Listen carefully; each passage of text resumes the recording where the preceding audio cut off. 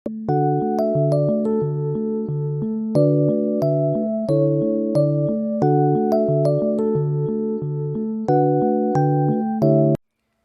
Friends, मैं अमित शर्मा नए video के साथ आपके पास उपस्थित हूँ। उम्मीद करता हूँ लास्ट वीडियो वाले काम आपने पूरे कर लिए होंगे। आज हम नया काम शुरू करते हैं, चलते हैं।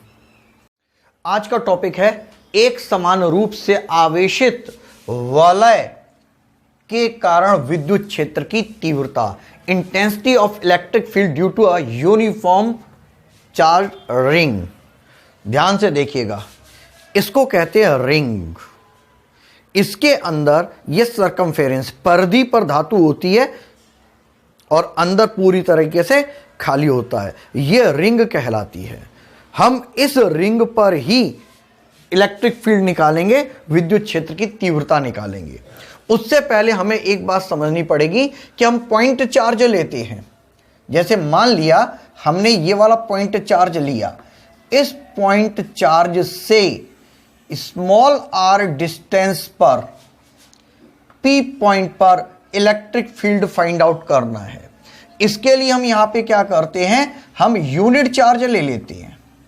एकांक धन आवेश प्लस क्यू प्लस 1 पर प्रतिकर्षण बल लगाता है, रिपल्सन लगाता है, तो रिपल्सन फोर्स अप्लाई होता है।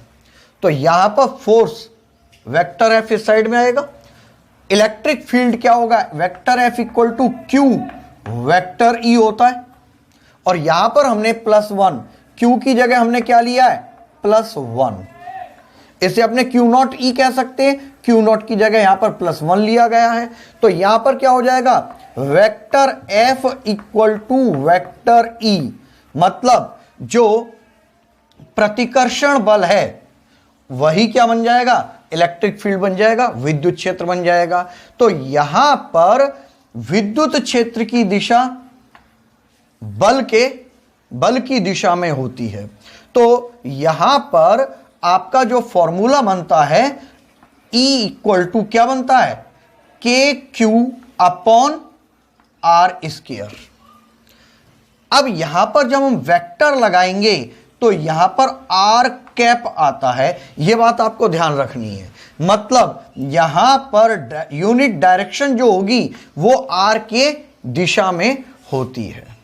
इस चीज को आपको समझना बहुत जरूरी है, क्योंकि अब हम यहां पर वलय की बात करेंगे। आप ये समझिएगा, इसे हम दूसरे रूप में देखते हैं कि हमने क्या किया कि ये प्लस क्यू लिया,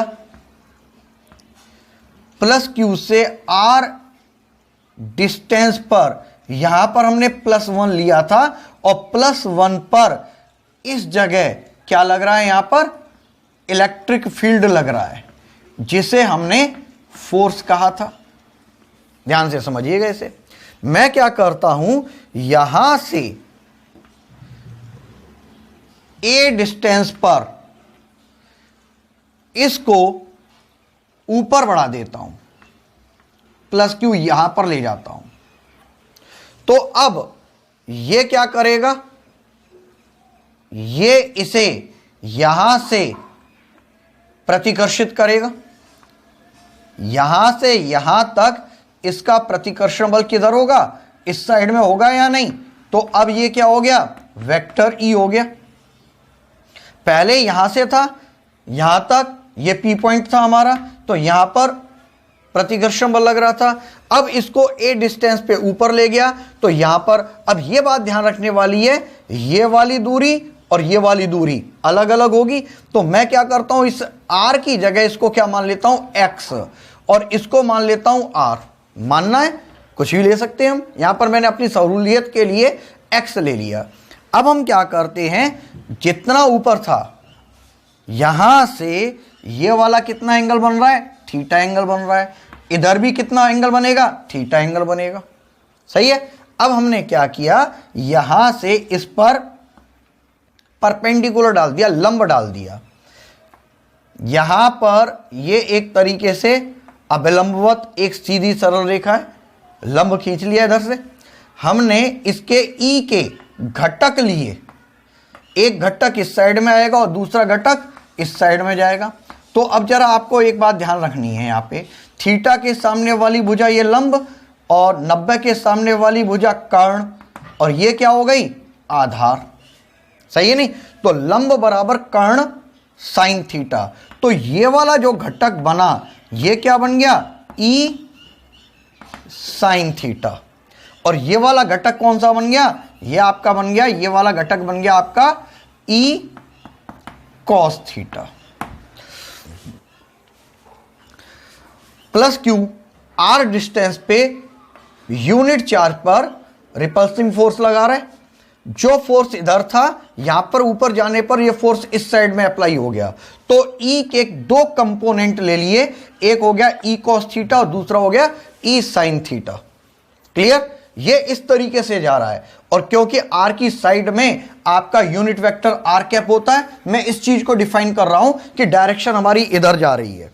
अब हम क्या करते हैं, जैसे हमने ऊपर लिया था ठीक उसी तरीके से ए डिस्टेंस पर प्लस क्यू यहां पर नीचे लेते हैं। और जब हमने इसे नीचे की साइड में लिया तो यहां से लेके यहां तक की दूरी ये भी आर हो जाएगी। आप इसे समझिए, ये वाली ए ऊपर है, ए नीचे है, तो ये क्या हो गई, इक्वेटोरियल लाइन हो गई, यानी निरक्षर रेखा हो गई। और निरक्षर रेखा पर स्थित कोई भी बिंदु होता है उससे दोनों सिरे मिलते हैं, वो समान दूरी पर होती है। अब जब ये आर डिस्टेंस पे यहां पर गया तो ये प्लस क्यू क्या करेगा, इसे इस साइड में रिपल करेगा, प्रतिकर्षित करेगा। ये ई आ गया, क्योंकि इधर से जब जाएंगे तो ई आएगा। जितना ई इस साइड में होगा उतना ही ई इस साइड में होगा। क्यों होगा? क्योंकि समान दूरी पर है, समान प्रकार के आवेश हैं, तो ये सेम होगा। ये वाला ई इस साइड में हो गया। अब हम क्या करते हैं, यहां से परपेंडिकुलर डालते हैं। एक तो ये वाला हो गया और एक ये वाला हो गया। यहां से ये वाला जो एंगल था ये हो गया थीटा। तो अब ये वाला जब एंगल थीटा होगा तो देखना जरा, ये वाला आपका कौन सा होगा, शीर्षाभिमुख कोण होगा। ये इस पॉइंट पर ये वाला और ये वाला एंगल दोनों सेम होंगे, ये थीटा हो गया। थीटा होने पर ये परपेंडिकुलर, ये हाइपोटेनस और ये बेस। तो आपका ये वाला जो पोर्शन होगा ये क्या हो गया, ये आपका हो गया ई साइन थीटा। और ये वाला जो हो गया पोर्शन, ये वाला, ये क्या बन गया, ई कॉस थीटा। इस तरीके से यहां पर ये दोनों opposite, E sine theta opposite and equal, तो यहां पर ई साइन थीटा एक दूसरे को कैंसिल कर देंगे और यहां पर ई कॉस थीटा दोनों के कारण एक ही साइड में है, एक ही साइड में है दोनों के दोनों, तो यहां पर क्या हो जाएंगे, ये ऐड हो जाएंगे। ठीक है नहीं? अब इसी चीज को मैं थोड़ा सा आपको सिस्टम में ले आता हूं कि जैसे ये अपोजिट हैं। अब अगर हम इसे इस तरीके से रिंग बनाते हैं, ये मैंने एक रिंग बना दी, रिंग के दोनों साइड में ये अपोजिट है, तो हर एक पॉइंट पर अपोजिट डायरेक्शन तो होगी, अपोजिट सिरा तो होगा। जैसे हमने यहां पर लिया तो ये दो अपोजिट हो गए पॉइंट, यहां पर लिया तो ये अपोजिट पॉइंट होंगे। सही है नहीं? हर जगह एक एक अपोजिट पॉइंट होता है। अपोजिट पॉइंट जैसे ये रिंग है, यहां पर ये और ये दो अपोजिट पॉइंट हैं। सही नहीं? ये और ये अपोजिट पॉइंट हैं, ये और ये अपोजिट पॉइंट हैं। मतलब हर जगह दो परस्पर विपरीत चार्जेस होंगे, अपोजिट चार्ज होंगे। और अपोजिट चार्जों के कारण जैसे ऊपर और नीचे, दाएं और बाएं, इधर उधर है। सही है नहीं? इन सब के कारण यहां पर जो कंपोनेंट ई के मिलेंगे वहां पर ई साइन थीटा हर एक का कैंसिल हो जाएगा और ई कॉस थीटा हर एक का ऐड हो जाएगा। क्लियर है नहीं? अब इसी चीज को हम 3 डायमेंशनल में देखते हैं। देखो, मैंने इसी फिगर को 3 डायमेंशनल रूप से इस तरह से समझाने का प्रयास किया है। मैं इतना प्रयास क्यों कर रहा हूं? क्योंकि ये रिंग वाला क्वेश्चन जैसे इलेक्ट्रिक फील्ड में है, मैग्नेटिक फील्ड में भी इंपॉर्टेंट क्वेश्चन है। अगर आपने ये यहां पे समझ लिया, इसी तरीके से आपको मैग्नेटिक फील्ड के अंदर क्वेश्चन करना पड़ेगा, सही है नहीं? वहां पर मैग्नेटिक फील्ड निकालेंगे बायो-सावर्ट लॉ से, तो इसलिए अभी समझना इसे बहुत जरूरी है। अब जरा देखना, यहां पर थीटा का कॉम्बिनेशन बताना बहुत जरूरी है। अब देखो, ये एक तरीके से रिंग है, ये आपको रिंग दिखाई दे रही है, ये वाली पूरी रिंग है, और ये इसकी इससे निकलने वाली एक्सिस है, ठीक है नहीं? मैंने यहां पर ये वाली देखिएगा, ये सेंटर से एक्स पॉइंट है, ये एक्स से रहा है, यहां से ये डिस्टेंस एक्स हो गई, क्लियर है? अब यहां पर मैंने एक चीज ले ली, यहां पर इसका रेडियस ए है, और यहां पर एक चार्ज है, उस चार्ज की ये डिस्टेंस है आर, क्लियर? अब यहां पर ये जो डिस्टेंस गई है, एक तरीके से समझिएगा, ये अवस्था है, मैं इसे नीचे लेता हूं, या आप इसे ऐसे समझिए। ऐसे क्यों किया गया? क्योंकि भाई प्लस क्यू के कारण आर डिस्टेंस पर यहां पर जो इलेक्ट्रिक फील्ड होगा, वो इलेक्ट्रिक फील्ड किधर जाएगा? इस साइड में जाएगा। ये इलेक्ट्रिक फील्ड ई है। इस ई के हमने कंपोनेंट लिए, ई के कंपोनेंट एक तो हमने ये वाला लिया, एक हमने ये वाला लिया, क्लियर है? अब जरा देखेंगे एंगल कैसे बनेगा। एंगल, ये वाला एंगल है, ये वाला एंगल और ये वाला एंगल, ये दोनों सेम है, शीर्षाभिमुख कोण बनते हैं, ठीक है नहीं? तो यहां पर जो थीटा होगा वो यहां पर थीटा होगा, थीटा के कारण ये आपका परपेंडिकुलर हो गया, ये हाइपरटेनस हो गया और ये बेस हो गया, तो ये आपका बन गया ई कॉस थीटा और ये बन गया आपका ई साइन थीटा, सही है नहीं? अब इसी तरीके से अगर ये नीचे पहुंच जाता है, जैसे ये यहां पे पहुंचता है, तो ये वाली चीज यहां पे पहुंच जाएगी इस तरीके से, सही है नहीं? अब आपके पास ये वाला एंगल और ये वाला एंगल, ये दो एंगल सेम है आर डिस्टेंस पे। यहां पर इसके हमने दो कंपोनेंट ले लिए, ये ई कॉस थीटा बन गया और ये वाला आपका ई साइन थीटा बन गया। तो ये दोनों एक दूसरे के क्या हो गए? अपोजिट हो गए, अपोजिट होके कैंसिल हो जाएंगे, केवल आपका ये एक्सिस बनेगा। मतलब यहां पर जस्ट अपोजिट चार्जेस के कारण, जो एक ऊपर था और एक नीचे था, इनके कारण इलेक्ट्रिक फील्ड हमें यही मिल रहा है, ये दोनों नहीं मिल रहे। अब जरा देखिएगा, इसके अंदर यहां पर सब जगह इसका अपोजिट डायरेक्शन ये वाला है, इसका अपोजिट डायरेक्शन ये वाला है, हर एक पॉइंट पर अपोजिट चार्जेस होंगे। तो अगर हम इसे इस रूप में लेते हैं तो देखेंगे ये इधर बन जाएगा या नहीं। सेम प्रोसेस में अगर मैंने ये चार्ज लिया तो अब यहां पर ये कंपोनेंट होंगे, ये दोनों कैंसिल हो जाएंगे, ये वाला बच जाएगा, सही है नहीं? और अगर हमने इसे इस साइड में लिया तो भी आपके इसी तरीके से बनेंगे कंपोनेंट, सही है नहीं? ये कंपोनेंट एक दूसरे को कैंसिल कर देंगे। कहने का मतलब ये हुआ कि ये इसी तरीके से अलग अलग चार्जेस होंगे, हर एक चार्जेस के कारण ये वाले कंपोनेंट एक दूसरे को कैंसिल कर देंगे और रहेगा कौन सा?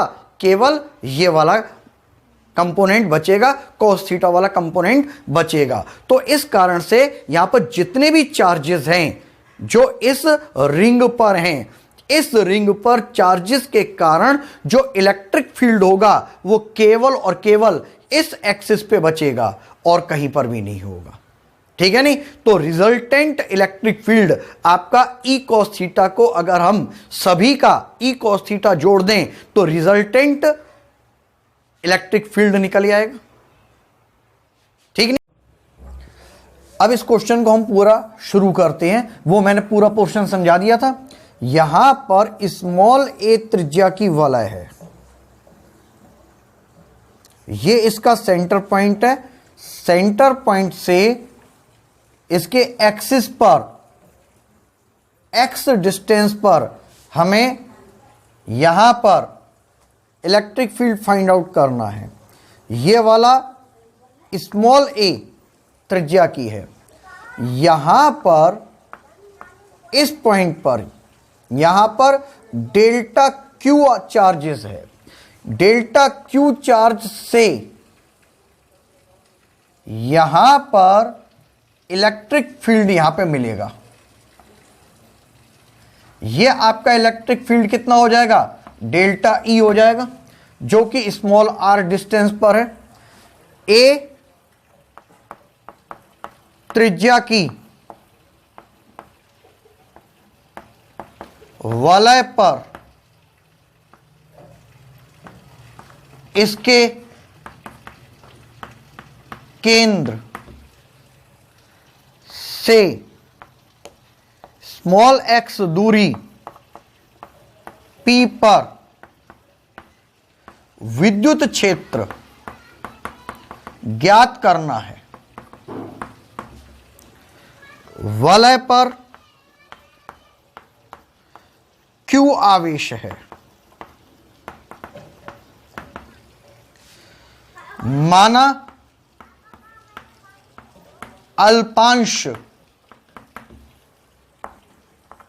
AB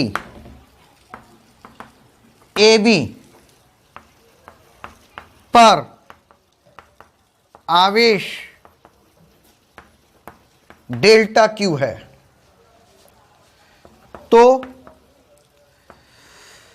डेल्टा क्यू से स्मॉल आर दूरी P पर विद्युत क्षेत्र कितना हो जाएगा, डेल्टा E बराबर के क्यू बटे आर स्क्वायर। यहां के बराबर 1/4 पाई एप्सिलॉन नॉट है। अब इसको क्या किया, घटकों में वियोजित कर लिया। एक घटक आपका ये वाला है, एक घटक ये वाला है, तो आपका ये वाला थीटा कोण, ये वाला थीटा कोण, ये आपका हो गया आप ई कॉस थीटा, और ये वाला आपका हो गया ई साइन थीटा। ठीक है नहीं। इसी तरह से यहां पर डेल्टा क्यू आवेश है, इस डेल्टा क्यू आवेश के कारण इस बिंदु पर विद्युत क्षेत्र, ये P पॉइंट हो गया, ये R दूरी हो गई, यहां पर विद्युत क्षेत्र डेल्टा E होगा। दोनों की दूरियां समान है, आवेश समान है, तो विद्युत क्षेत्र समान होगा। ये वाला कोण थीटा, तो ये वाला कोण भी थीटा हो जाएगा। इसके कंपोनेंट ले लेंगे, एक ये कंपोनेंट बना और एक ये वाला कंपोनेंट बन गया, तो यहां पर ये वाला क्या हो जाएगा, E del E sine theta, ये डेल E साइन थीटा है। इसी तरह से यहां पर भी क्या हो जाएगा, एक तरह से डेल E कॉस थीटा था इसके कारण, और ये क्या हो जाएगा दूसरा, डेल E कॉस थीटा। भाई इसका डेल E का del E sine theta, del E cos theta, इस डेल E का ये del E sine theta, del E cos theta. अब ये जो डेल E साइन थीटा है, डेल E साइन थीटा परिमाण में समान व विपरीत होने से निरस्त हो जाते हैं, जबकि डेल E कॉस थीटा समान दिशा में होने से जुड़ जाते हैं। अतः संपूर्ण वलय के कारण P पर परिणामी विद्युत क्षेत्र E बराबर, ये क्या हो जाएगा, भाई ये था डेल ई कॉस थीटा, ये इस पेयर के कारण था। अब सब पर अपोजिट पेयर होंगे तो सभी का योग क्या हो जाएगा, समेशन लगा दें। तो ये हमारा ये वाला इक्वेशन नंबर था 1, ये वाला इक्वेशन नंबर हो जाएगा 2। डेल ई का मान K Q upon R square equation 1 से हो गया। यहां पर डेल ई का मान आ गया, कॉस थीटा निकालना है। अब चित्र से कॉस थीटा इक्वल टू आधार बटे कर्ण। देखो ये थीटा है, थीटा के सामने वाली भुजा लंब, ये कर्ण, ये आधार, मतलब परपेंडिकुलर, हाइपोटेनस एंड बेस। तो यहां पर क्या हो जाएगा, बेस अपॉन हाइपोटेनस। बेस कितना है यहां पर, x upon R, x upon R, equation 3। ठीक है नहीं, इक्वेशन 1 व 3 से इक्वेशन 2 में मान रखने पर, इसको मैं ऊपर ले जाता हूं, ये वाला, ये डेल ई है, यहां पर रखेंगे तो क्या हो जाएगा, E equal to summation del E का मान K Q upon R square. तो ये हो जाएगा K Q upon R square, del E का आ गया, कॉस थीटा का मान x अपॉन आर। अच्छा अब एक बात देखिए, यहां पर एक गड़बड़ी हो रही है, हमने डेल क्यू लिया था, डेल क्यू के कारण है, तो यहां पर ये क्यू की जगह क्या हो जाएगा, यहां पे डेल्टा क्यू आएगा। भाई चार्ज तो डेल्टा क्यू है, तो इसी तरीके से यहां पर क्या हो जाएगा, यहां पर भी क्या होगा, डेल्टा क्यू। डेल्टा क्यू के कारण ही तो यहां पर विद्युत क्षेत्र ले रहे हैं। तो अब यहां पर क्या हो गया, देखेंगे आप, E इक्वल टू समेशन के बाद, ये देखो के नियत राशि है, बाहर आ गई, x नियत राशि है, बाहर आ गई। नियत क्यों है भाई, x दूरी तो हमेशा रहेगी समान, p चारों तरफ घूमेगा, मतलब हर चीज q इधर से उधर जाएगा, पर p तो अपनी जगह पर रहेगा, पॉइंट x दूरी पर रहेगा। ये चारों तरफ घूमेगा, डेल्टा q अलग अलग मानेंगे, पर हर जगह से स्मॉल r दूरी तो समान ही रहेगी। तो r भी क्या हो गया, कांस्टेंट, आर स्क्वायर और r क्या हो गया, r क्यूब। बदल कौन रहा है, पोजीशन किसकी बदल रही है बार बार, डेल्टा क्यू की। तो समेशन डेल्टा क्यू हो गया। हम यहां पर मान रहे हैं वलय पर कितना आवेश मान रहे हैं, रिंग पर चार्ज कितना है, वलय पर आवेश, summation delta Q equal to किसके हो जाएगा, क्यू के।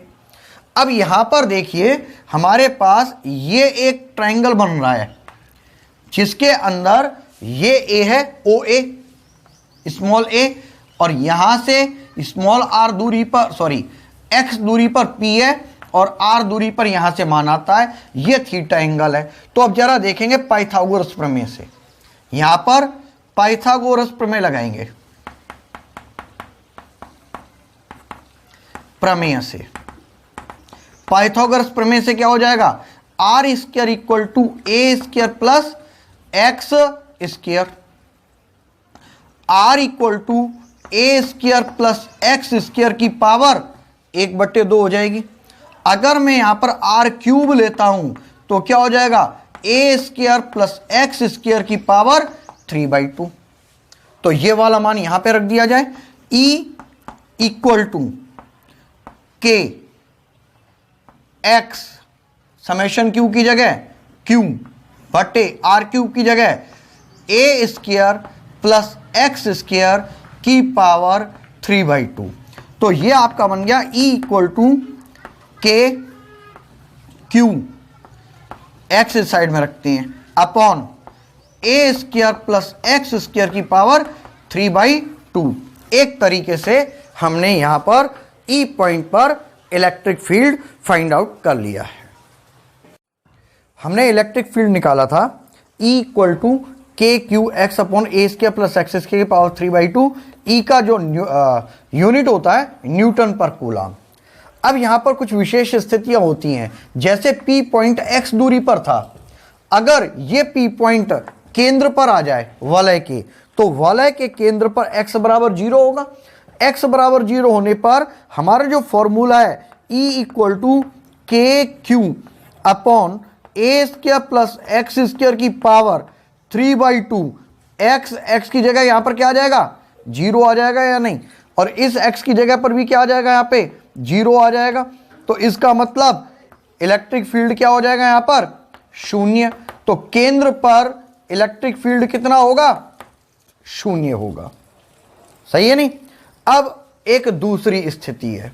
दूसरी स्थिति में हम लेकर चलते हैं कि यदि x का मान बहुत ज्यादा है a से, a तो इतना ही है, अब x को हम यहां पर लेकर जाते हैं, इसकी तुलना में ये सेंटीमीटर या मिलीमीटर में होगा, तो ये तो बहुत छोटा हो गया। तो क्या करेंगे, a को नगण्य मानने पर, नगण्य मानेंगे तो फॉर्मूला क्या हो जाएगा, E इक्वल टू के क्यू एक्स अपॉन, यहां पर a को नगण्य मान लिया, a को छोड़ देंगे तो क्या हो जाएगा, x की घात 2 गुणा 3/2। तो यहां पर 2 से 2 कैंसिल हो जाएगा, तो ये हो जाएगा E इक्वल टू के Q x upon x cube. तो इस तरीके से अगर हम x से घात 3 काटते हैं तो इसके आ जाता है, तो E इक्वल टू क्या हो जाएगा, यहां पर के क्यू अपॉन एक्स स्क्वायर। यहां पर मान क्या आ जाएगा, फिर मात्रक में न्यूटन पर कूलाम। इस तरीके से ये हमारे 2 केस प्राप्त हुए। अब बात ये आती है जो हमारा थर्ड केस है, तीसरा केस क्या कहता है कि आवेशित वलय के कारण कितनी दूरी पर विद्युत क्षेत्र का मान अधिकतम होगा। आवेशित वलय की अक्ष पर अधिकतम विद्युत क्षेत्र, यह निकालना है हमें। अधिकतम तीव्रता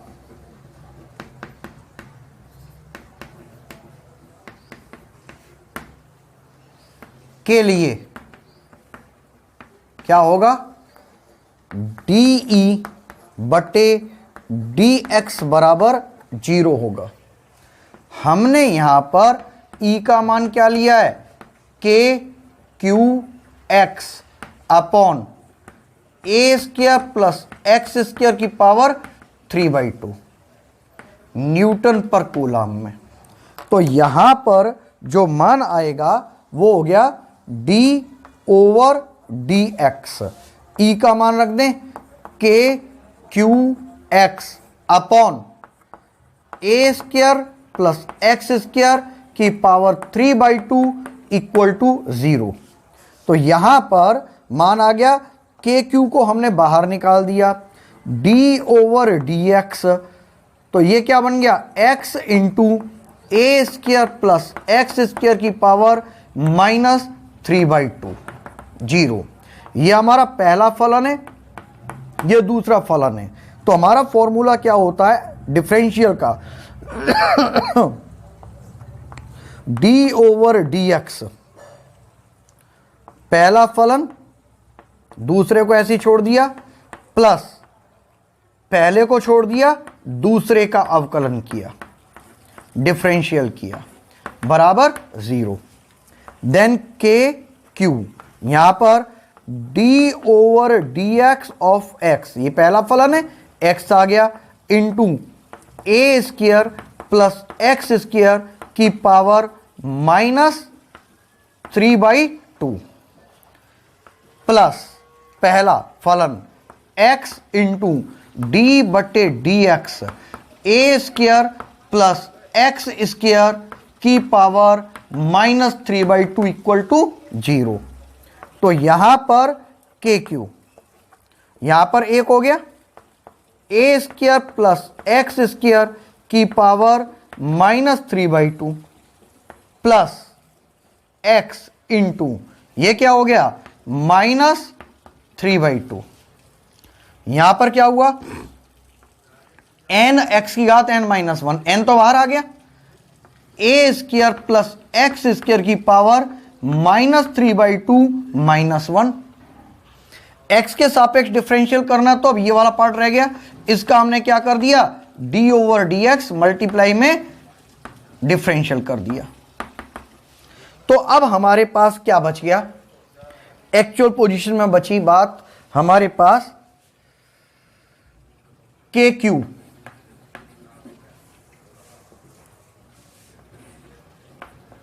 a square plus x square की पावर -3/2 -3/2 ये बाहर आ गया इंटू एक्स।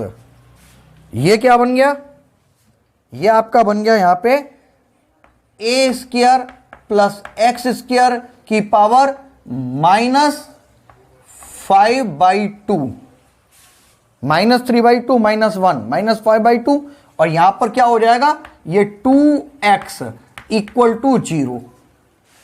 तो हम क्या करते हैं, इसके अंदर से KQ a square plus x square की पावर -5/2 को कॉमन लेते हैं। कॉमन लेने पर क्या होगा, KQ बाहर है, इसके अंदर से एक a square plus x square की पावर -3/2 में a square plus x square की पावर -5/2 का भाग दिया -3x। इस 2 से ये 2 कट गया, तो ये एक्स स्क्वायर हो गया, a square plus x square की power -5/2 upon a square plus x square की पावर -5/2 = 0। तो अब क्या बच गया, KQ a square plus x square की पावर -5/2। अंदर क्या बच गया, a square plus x square की पावर -3/2 प्लस 5/2 -3x स्क्वायर = 0। ये पूरा कट जाएगा या नहीं। तो अब एक होगी बात KQ a square plus x square की पावर -5/2। तो अंदर कितना बच गया, a square plus x square की पावर 1 भाई -3/2 प्लस 5/2 LCM -3 प्लस 5 2/2 = 1। क्लियर। तो इस तरीके से यहां पर हमने इसे 1 में बदल दिया, -3x स्क्वायर = 0। सही है। तो अब यहां पर KQ a square plus x square minus 3x square हो गया। अब ये मल्टीप्लाई में है, मल्टीप्लाई का मतलब ये वाला 0 के पास जाके कंप्लीट हो जाएगा। तो क्या बचेगा, ये वाला पोर्शन बच गया, a square plus x square minus 3x square = 0, यानी कि a square minus 2x square = 0। तो 2x square = a square, x square = a square बटे 2, x = प्लस माइनस a बटे √2। इसका मतलब ये हुआ वलय से केंद्र से a बटे √2 दूरी पर इस साइड में, और इसकी अपोजिट साइड में भी a बटे √2 दूरी पर विद्युत क्षेत्र की तीव्रता अधिकतम पाई जाती है। इस तरीके से वलय वाला हमारा ये वाला क्वेश्चन कंप्लीट होता है। ये क्वेश्चन, ये पूरा का पूरा क्वेश्चन सेकंड चैप्टर में एग्जाम्पल 4 और 5 के रूप में आपको मिलेगा, क्योंकि हमारा ये विद्युत क्षेत्र में चल रहा था, तो विद्युत क्षेत्र से संबंधित हमारा पूरा पोर्शन हो रहा था। तो न्यूमेरिकल सेकंड चैप्टर में वो मैंने न्यूमेरिकल इसी चैप्टर में आपके साथ पूरा करवा दिया है। आज हमारा केवल एक ही टॉपिक हो पाया है, वो भी वलय का। उम्मीद करता हूं आपको ये बहुत अच्छी तरह से समझ में आया होगा। आप कमेंट जरूर करिएगा, कोई भी प्रॉब्लम हो, समझ में भी अच्छा आया है तो उसका भी कमेंट होता है भाई। आपको कमेंट जरूर करना है, जिससे मुझे ये पता लगे कि मेरे बच्चे कितने अच्छे तरीके से पढ़ाई कर रहे हैं। तो मैं अगले वीडियो में दोबारा मिलूंगा। धन्यवाद।